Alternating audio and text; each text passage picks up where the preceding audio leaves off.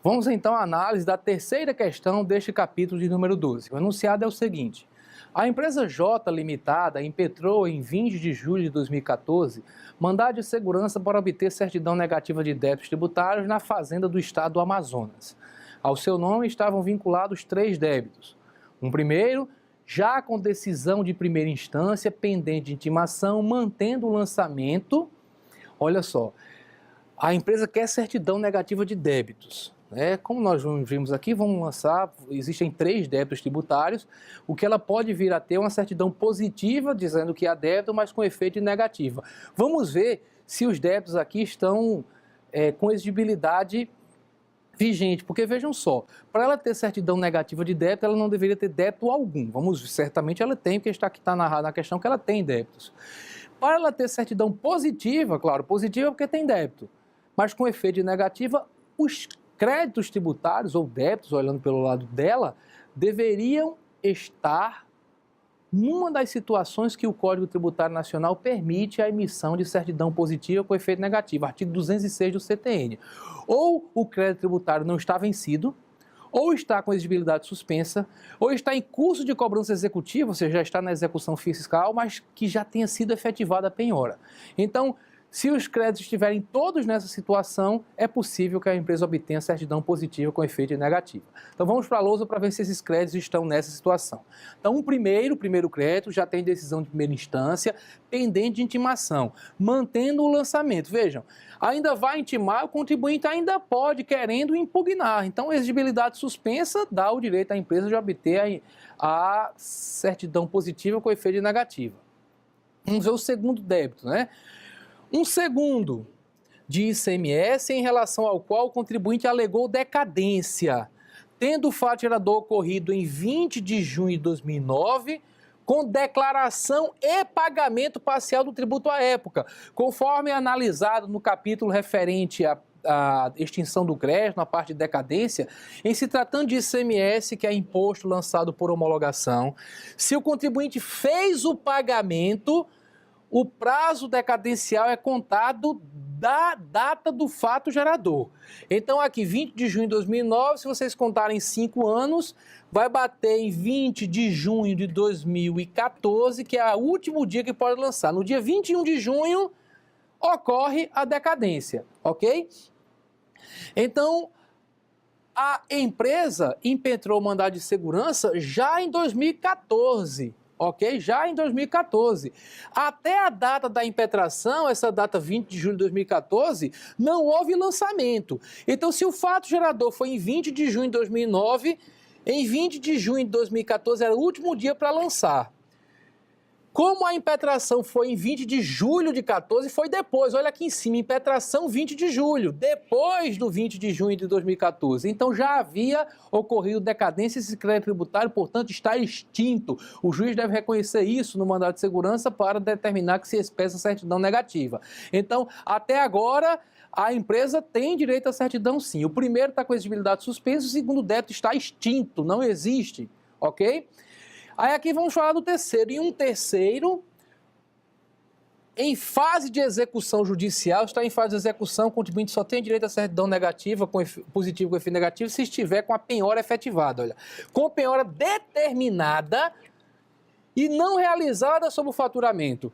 Atenção, exibe aqui, por favor, para mim, o artigo 206 do CTN, para que você perceba que no caso de cobrança executiva, para que o contribuinte tenha direito à certidão positiva com efeito negativo, tem que estar em curso a cobrança executiva em que tenha sido efetivada, realizada a penhora.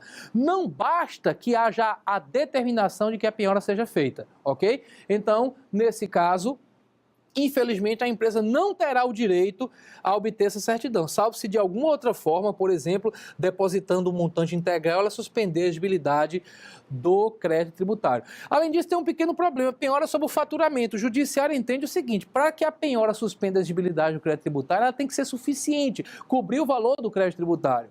No caso da penhora sobre o faturamento, é sobre o faturamento futuro que a empresa vai receber.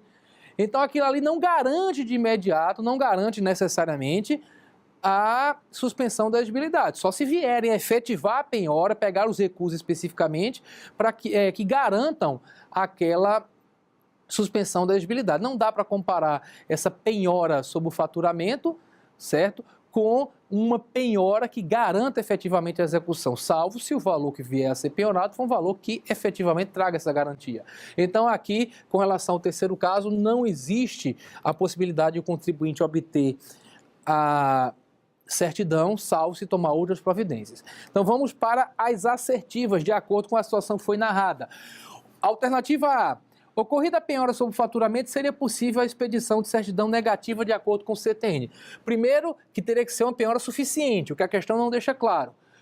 Agora, se mesmo que fosse suficiente, a certidão não seria negativa de maneira alguma, seria uma certidão positiva, porque haveria débito com efeito de negativa, de acordo com o artigo 206 do CTN. Alternativa B. Não havia possibilidade de expedição de certidão negativa, mas apenas certidão positiva com efeito de negativa. Com a situação narrada, nem a positiva com efeito de negativa sai, porque o último débito está exigível, não havendo penhora efetivada nos termos do enunciado. Alternativa C.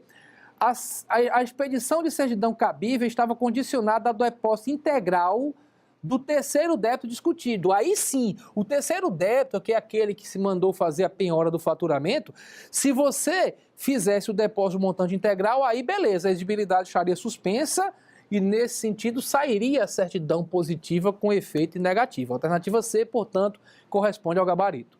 Alternativa D.